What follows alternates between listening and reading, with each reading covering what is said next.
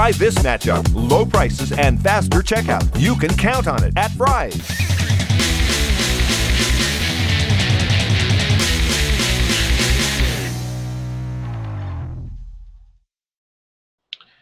Welcome to the Arizona Wildcats Video Extra, brought to you by Fry's Food Stores. I'm Daniel Berk here in the Star Newsroom, and we are chatting today with beat reporter Bruce Pascoe, who is back out on the road in Chicago covering the McDonald's All-American game.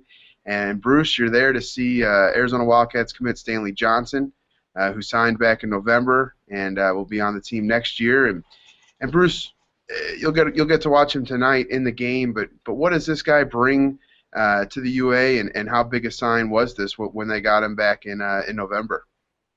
You know, it kind of, I mean, he's a different player than Aaron Gordon, but it kind of almost reminds me of he has that high level credentials that Aaron Gordon brought last year to the McDonald's game, and he's got a, you know, he's probably a natural 3, I guess you'd say. Might even play a little 2, but he's, I mean, he's known for his power getting to the basket, and he's a naturally strong kid.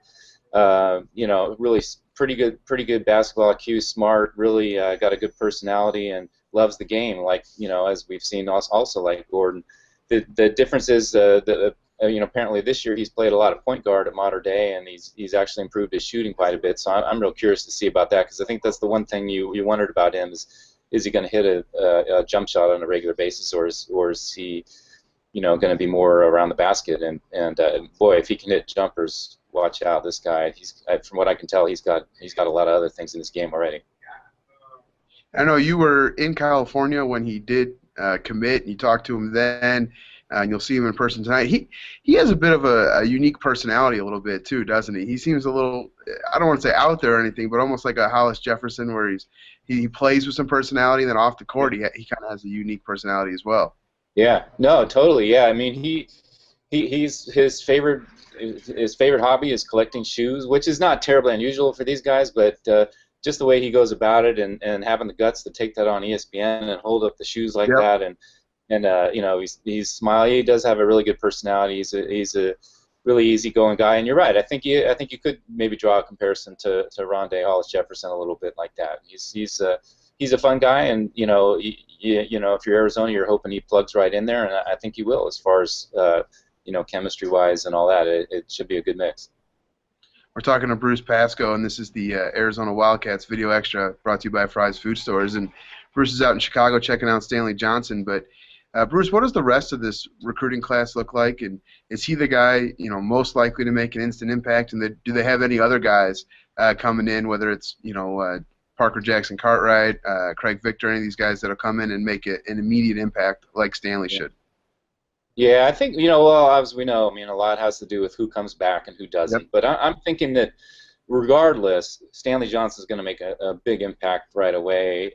You know, if you assume Nick Johnson's going to leave, you can plug him in there right at the 2 or maybe even the 3, depending on what else they do. And you know, I think Kadeem Allen's the guy that really interests me, as far as he could make a big impact, because he's a pretty good scorer and a pretty good shooter. And as we all know, that was probably the one thing they really needed, was a real knockdown shooter they could completely count on this year. If he can bring that, I think he could get major minutes, whether it's starting or not. And you know, but he's a little bit of an unknown. But you know, again, he's junior college, a junior kid. He's going to come right in, and you know, once he learns the system, not need a whole lot of time to adjust. So he can make a big impact. I think the other guys probably looking at roles right now. You know, Parker Jackson Cartwright, of course, is a 5'8" point guard, going to play behind McDonald, but he's interesting because when they put him in there, he's 5'8", he's lightning quick. He also makes good decisions. It's a real interesting option, not to only have him playing behind McDonald, but also just to give defenses a different look. I mean, he's really something else to watch, and for them to have, you know, defenses to have to worry about him all of a sudden is going to be something. And you know, Craig Victor, you know, it remains to be seen. I think Craig Victor's role, I think, will have a lot to do on who comes back or who doesn't, especially if Rondé comes back. He may be in a limited role. It's hard to say. But and then Ristich, the big guy, again, that has a lot to do with whether Caleb Tarzuski comes back. Assuming Caleb stays, Ristich is maybe a 8 to 12 minutes type of guy, but he's pretty sound in a lot of ways, and he's got a pro future ahead of him. He might even play more than that. It could be really interesting if you have him in there with Caleb in some looks to give him, double footers. I mean, the possibilities there, and that's the thing. The possibilities with this group gives this team's going to get even more versatile, regardless of who leaves, and they should be fun to watch. And finally, Bruce, we'll get you out of here on this, but what is this time of year, these next couple of weeks like for Sean Miller? Does he get some time to kind of rest and decompress a little bit? Does he head right back on the road recruiting?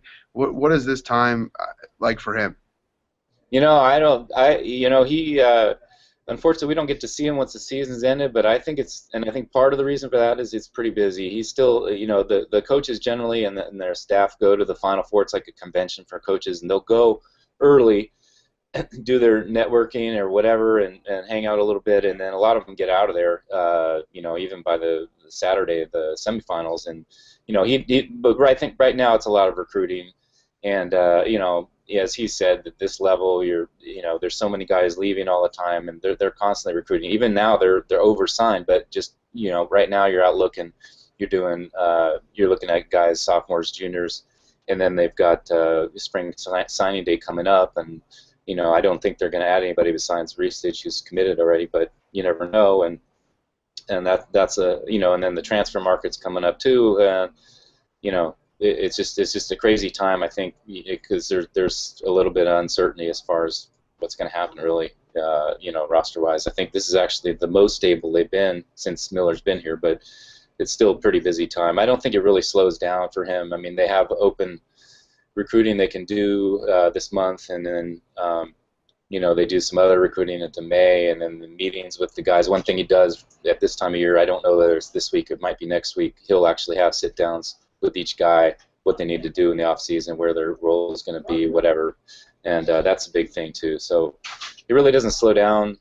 Gosh, I think and to some extent maybe a little bit in June, and then they get into July, and they're on the recruiting merry-go-round, and then typically the early August, that's when their real vacation is. It's like maybe a week, 10 days in early August, and that's about it. Man, year-round grind. All right, well, that's going to do it for this week's Arizona Wildcats Video Extra, brought to you by Fry's Food Stores. For Bruce Pascoe in Chicago, I'm Daniel Berk saying thanks for watching, and we'll see you soon.